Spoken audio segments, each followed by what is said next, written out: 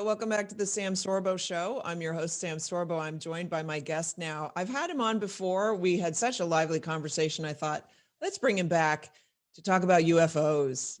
He's a PhD in the philosophy of science from the University of Cambridge. He's a former geophysicist and a college professor, but we won't hold that against him. He now directs Discovery Institute's Center for Science and Culture in Seattle. And so he's here to talk about UFOs, but you can also mention your book if you want. Nothing's off limits here.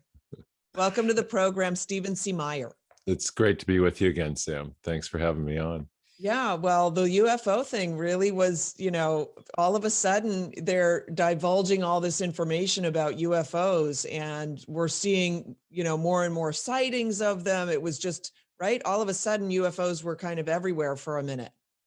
Well, a big buildup because there was a report released by the Navy on June 25th to Congress. And as I expected, it was completely inconclusive, primarily because there are so many competing explanations of what they're now calling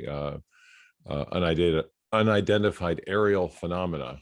And so my interest in this is wait, unidentified aerial phenomena is UAP. UAP, yes, not UFO, but it's like, probably that does nothing for me. UFO is so much catchier, right? It's done nothing to settle the issue either. What exactly are these sightings or vision? What is it? I don't know. Let's change the name. Yeah, exactly. So there's, of course, various explanations. UFO enthusiasts think they may be alien astronauts. The pilots have been uncertain. There's been concern that they might be providing evidence of military capability from some of our competitor nations that we are unaware of. The Navy, the one thing the Navy did rule out is that they are the result of some new technology that we possess. Another explanation is that they are kind of visual mirages of various kinds produced by terrestrial aircraft. There's been one. They ruled out Harry Potter. Harry Potter did not make it into the the report, as best I know. Yeah, right. Exactly. So my interest in this, I've got a piece coming out in one of the national newspapers this weekend, and just pointing out that it's not just UFO enthusiasts and Navy pilots who have been talking about aliens. It's actually scientists have been talking about them for several decades as a possible explanation for the origin of life. And they've proposed alien intelligence because there are so many signs of intelligence inside living cells, and because it's turned out to be so very difficult to explain the origin of life on planet Earth. So the hypothesis is maybe maybe the signature of intelligence that we find in life and the digital code in DNA and the whole complex processing system for information that we find in even the simplest cells indicates that there was an intelligence involved in the origin of life. But rather than proposing that was evidence of divine creation, some scientists have posited that the alien intelligence, alien astronaut, seeded life on Earth after that alien intelligence first evolved on some other planet. And that really kind of begs credulity. Like, they just keep going farther and farther back, and really the argument that they propose is just with enough time. So 1,000 monkeys typing on 1,000 typewriters will eventually write Shakespeare.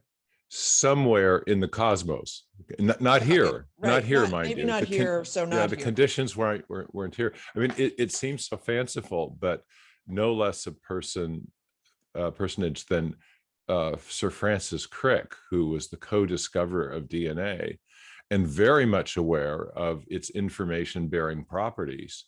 After all, Bill Gates has said DNA is like a software program, but much more complex than any we've ever created. Richard Dawkins, the world's greatest scientific atheist, has acknowledged that DNA is like a machine code.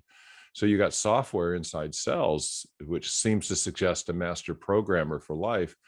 And so then the question is, where did that programming happen? Where did that and some have proposed out in space. Richard Dawkins actually floated this idea in a film you may have seen. It was several years ago, called Expelled, with Ben Stein. And near the end of the film, Ben got Richard Dawkins to acknowledge that, quote, "No one knows how life first evolved through chemical evolutionary processes, but and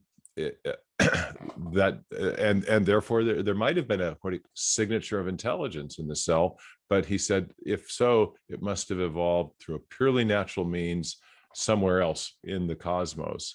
And you're right, it begs the question, because of the ultimate origin of life and the ultimate origin of information, because it doesn't tell, it provides no explanation for how the information needed to build the first cell on some other planet arose, from which then the alien intelligence would have presumably evolved and then sent life to Earth.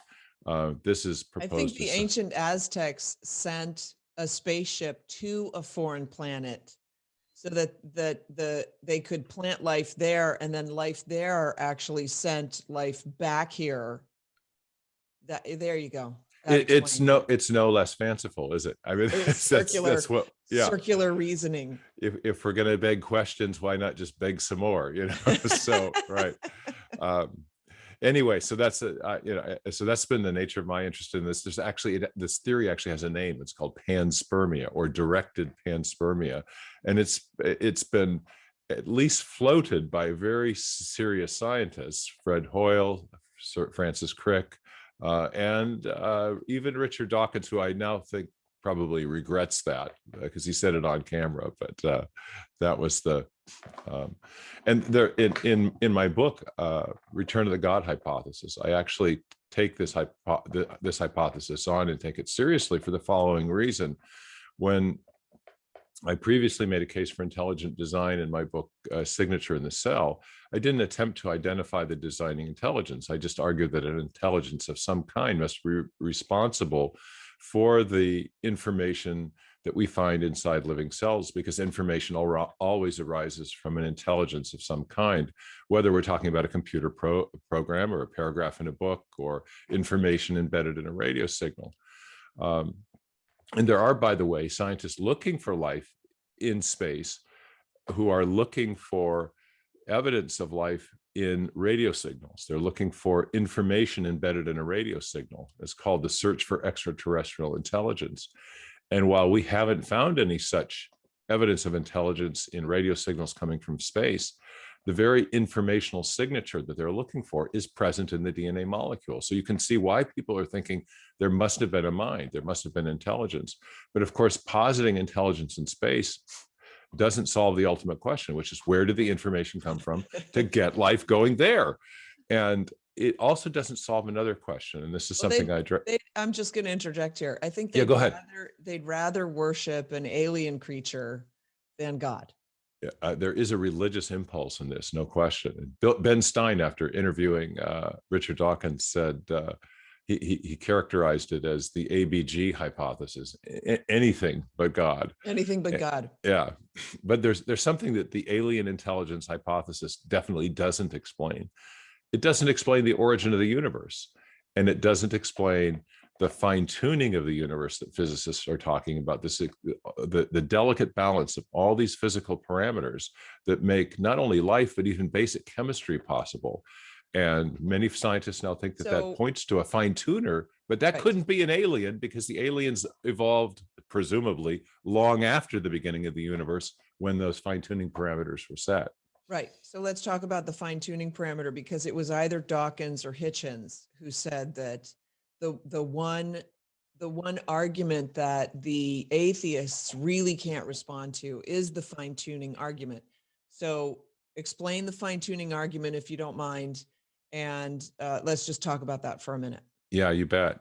So it was starting in about the 1950s and 60s. The physicists began to discover that there were many parameters of physics that could well have been otherwise. For example, the strength of gravitation, or the strength of the force called the cosmological constant that's pushing the universe apart outward from the Big Bang at the beginning, or the masses of the elementary particles. And physicists now characterize our universe as, sometimes they call it a fortunate universe or a Goldilocks universe, where the fundamental forces are not too strong, not too weak. The masses of the elementary particles are not too heavy, not too light. The speed of light is not too fast, not too slow. All these things are just right. And Fred Hoyle, who was once an atheist, later having discovered some of these parameters, said that a common sense interpretation of the data suggests that a super intellect has monkeyed with physics and chemistry, and that there are no blind forces in nature worth talking about, that fine tuning points to a fine tuner. But the I just want to interject, because I love that. The idea that physics and the laws of physics exist, they predate the universe. The laws of mathematics predates the universe. Well, they certainly predate the origin of any would-be aliens or us. And they were set, or the Air Force, for that matter. Yes, exactly. And the fine-tuning parameters were set either at the very beginning of the universe or soon after, and long before any complex organism could have evolved. So when we talk about fine-tuning, we're saying, and you can look this up in Stephen Hawking's book. Hawking talks about it. Yeah. Most of the leading physicists acknowledge that fine-tuning is a real phenomenon that needs an explanation. In other words, if the force of the explosion had been, I think it's 1 × 10⁻27 of a degree, that much off, then it wouldn't have expanded and formed the planets. It would have collapsed. If it had been that much greater, it wouldn't have formed the solar system. It would have continued to expand. And so even he admits that there isn't a plausible explanation for not just that, but the idea that we have the gravitational constant, which is what it is. We have all of these other parameters that fit together. That's the fine tuning thing, is that it's this coalition of coincidences that it's too much to be explained away with, well, it was just by accident. And the further argument is, if evolution just happened by accident, why aren't we still seeing it today? If I evolved from an ape, why is there still the ape? What happened to those guys that they didn't evolve? And, absolutely. I get asked this a lot. And of course, one of the most obvious common sense observations that we all make is that like begets like. Dogs produce dogs, and frogs produce frogs. And I didn't give birth to toasters. Yes, exactly. Or giraffes. And so the postulation from the neo-Darwinists or giraffes, the neo-Darwinists say, well, give it enough time, very small changes add up. But what we see is that the processes that produce small changes that we can observe tend to degrade the genetic information that's present in living systems. And to build something new, you can't degrade information. You need new information. It's just like in the computer world. If you want to give your computer a new function, you've got to provide new code. And so the question is, where does all that information come from at the point of the first life, the origin of life, and the point of the big explosions that we see in the fossil record, like the Cambrian explosion, where you get completely new forms of life arising? That new information, I think, indicates the activity of mind. But back to the fine tuning. Yes. You're right. It's present from the very beginning, and therefore it can't be explained by us or by any alien intelligence within the cosmos. We don't even have atoms for the first 380,000 years after the Big Bang. It's a plasma state. And yet the initial arrangement of matter and energy, physicists tell us, was fine-tuned to an unimaginable level of precision. The number they use is 1 part in 10 to the 10th power, raised again to the 123rd power, where they call it a hyper-exponential number. You can't even get your mind around the level of precision that's involved there. It's off a little bit this way or that way. We don't get stable galaxies. We don't get planets. We don't get anything. We don't even get basic chemistry with many of these parameters unless they're exactly finely tuned. And so the go-to explanation for that among secular physicists is as weird as the alien designer hypothesis. They posit that there are billions and billions of other universes out there that are disconnected, unconnected from our own, and that we just happen to be in the lucky universe where the parameters ended up just right, whereas all those other ones got it wrong, and therefore it was just a crapshoot, and it was still a chance explanation. We won at roulette. Yeah. Yes, we won at roulette. I mean, it just makes me laugh because it's like, hey, my computer's not working. Well, why don't you hire a guy to fix it? No, evolution will take care of it. Eventually it'll work again. In some universe somewhere. Yeah. Somewhere.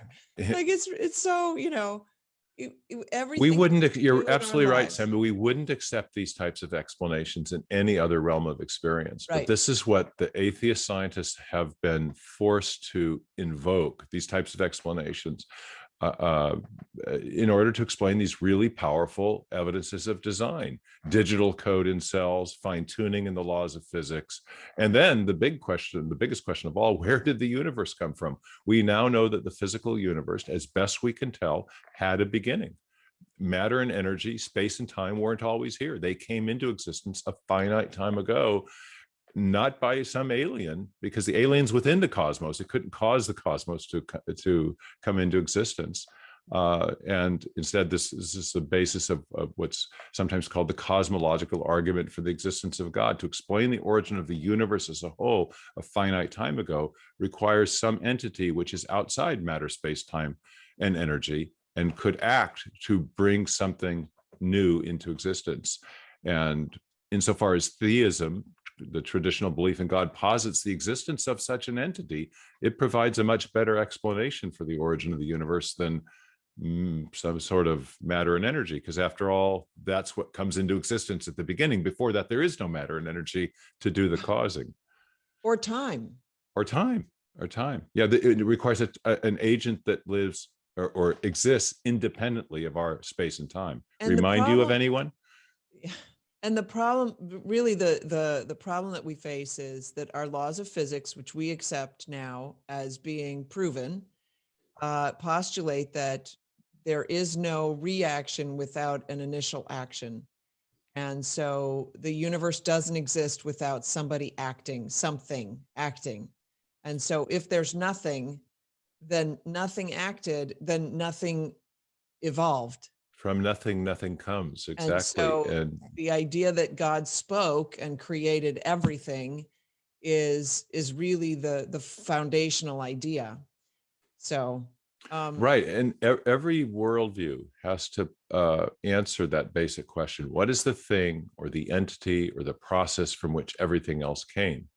And the dominant default worldview of the scientific community from the late 19th century forward has been something called materialism, the idea that matter and energy are the things from which everything else came, and they were here eternally, and they were self-existent in the same way that Jews and Christians think of God as eternal and self-existent. But the one thing that we now know, as best we can tell from multiple lines of evidence, is that matter and energy and the universe of space and time were not here eternally. They are not a good candidate to be the thing from which everything else came, because they pop into existence a finite time ago. And one of the basic rules of reasoning, one of the most fundamental principles of rationality, is the principle of causality. Whatever begins to exist must have a cause. Well, if the universe began to exist, it must have a cause, but causes are separate from themselves. So it can't be the realm of matter, space, time, and energy that caused the universe to come into existence. That's what begins to exist. Right. Okay, so Stephen C. Meyer is the author of Return of the God Hypothesis, which is a fascinating book and really very timely, in fact. And I think I'm feeling like we are on the verge of another awakening, and I'm very hopeful about that. I wanted to ask you one last question before I let you go.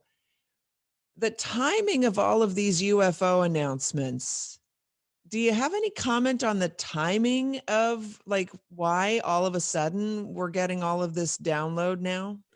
I really don't. It's puzzling to me too, Sam. We've had people talking about this since the 50s, with the sightings in Roswell and and why the Navy should suddenly release this, I really don't know. The one thing that is very apparent is once they've released the report, it has not settled the issue at all. And yes, also, and that to me is highly suspect also. And so I look at it as a distraction. And it's a very pleasant distraction. I really enjoyed the conversation, and I enjoy you. So thank you so much for coming on. Thanks for having me on again. I appreciate it. All right. Stephen C. Meyer, the author of Return of the God Hypothesis. Quick break here for those of you on radio and podcast. I'll be right back. And thanks so much for joining me.